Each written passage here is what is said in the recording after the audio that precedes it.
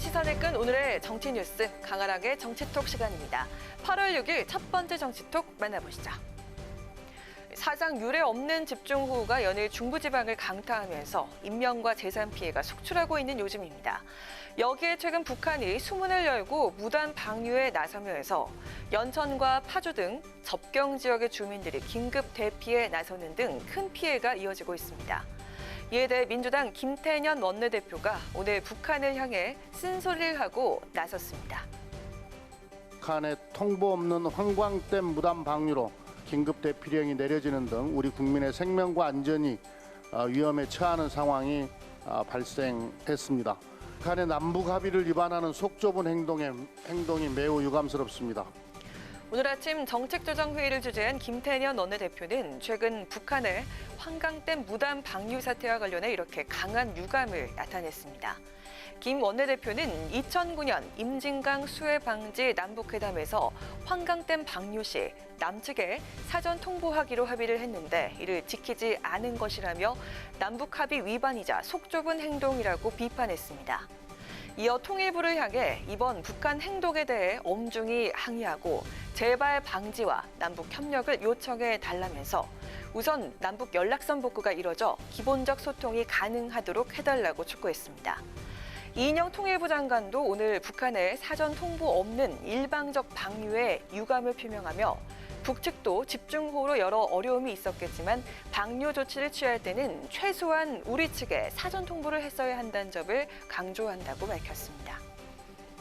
계속된 집중호우와 북한의 무단 방류로 역대 최고를 기록한 임진강의 필승교 수위는 다행히 오늘 새벽을 지나면서 조금씩 내려가고 있는 추세라고 하죠. 인근 주민들도 속속 귀가를 하고 있지만 수위가 언제 또 높아질지 모르니 상황을 예의주시하고 대비하시기 바랍니다. 이어서 오늘의 두 번째 정치톡입니다. 김종인 비대위 출범 이후 미래통합당 지지도가 꾸준히 상승세를 기록하고 있는 가운데 오늘 나온 여론조사에서는 통합당이 민주당을 턱밑까지 추격한 것으로 나타났습니다. 이를 두고 정가에서는 쌍윤 효과가 반영된 것 아니냐는 분석이 나오고 있는데요. 무슨 이야기일까요? 리얼미터가 TBS 의뢰로 지난 3일에서 5일까지 전국 18세 이상 남녀 1,510명을 대상으로 조사를 한 결과 민주당의 지지도는 전주보다 2.7%포인트 하락한 35.6%, 통합당은 3.1%포인트 오른 34.8%로 나타났습니다. 특히 통합당의 지지도는 리얼미터 주중 집계 방식에서 지난 2월 창당 뒤 최고점을 찍었는데요. 민주당의 하락과 통합당의 상승으로 양당의 지지도 차이는 오차 범위인 0.8%포인트까지 좁혀졌습니다. 정치권에서는 이번 조사 결과가 정부 여당의 부동산 정책과 입법 독주, 그리고 통합당 윤희숙 의원과 윤석열 검찰총장, 이른바 쌍윤 효과가 종합적으로 영향을 끼쳤다고 분석하고 있습니다.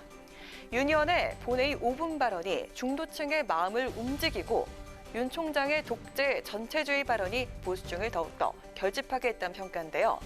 김종인 위원장은 여론조사상 나타나는 여론에 대해서는 이렇다 저렇다 입장을 표명하고 싶지 않다면서 신중한 태도를 보였습니다. 7월 국회 입법 과정에서 소수 야당의 현실을 절감할 수밖에 없었던 통합당이 원내 정책 투쟁에 집중을 하면서 여론전에 상당한 성과를 거두고 있다는 분석인데요. 쌍윤 효과를 넘어서 민심을 얻을 새로운 동력도 찾을 수 있을까요? 마지막으로 세 번째 오늘의 정치톡입니다.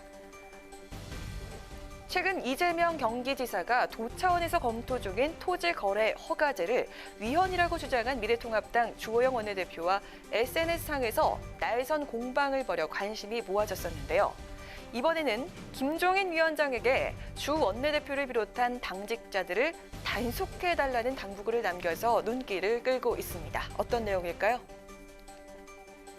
어젯밤 자신의 SNS를 통해 김종인 비대위원장님께 드리는 고언이라는 제목의 글을 남긴 이재명 지사.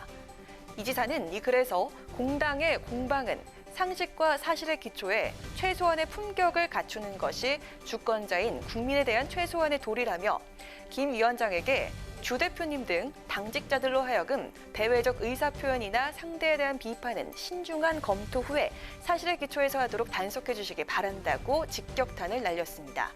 그리고 주 원내대표의 주택거래 허가제와 토지거래 허가제 위헌 주장을 비판했는데요. 이 지사는 노태우 정권 당시 비업무용 부동산 강제 매각이 추진됐다는 점을 근거로 들면서 당시 이 정책을 입안하고 추진한 분이 바로 김종인 위원장인데 이때 누구도 이를 두고 공산주의라거나 위헌이라고 비난하지 않았다며 주 원내대표께서 당리와 당략에 집중을 하시다 보니 미래통합당과 비대위원장님의 지나온 역사는 물론 주요 지적까지 폄훼하며 당의 권위와 신뢰를 실추시키고 있다고 주장했습니다. 이 지사와 주 원내대표가 공방을 벌인 토지거래 허가제는 최근 정부 여당에서도 부동산 시장 안정을 위한 마지막 규제 카드로 검토 중인 것으로 알려졌는데요. 실거주 목적의 주택 취득만 허용을 하는 토지거래 허가제에 김종인 위원장은 과연 어떤 입장을 내놓을지 궁금하네요. 지금까지 강하랑의 정치톡이었습니다.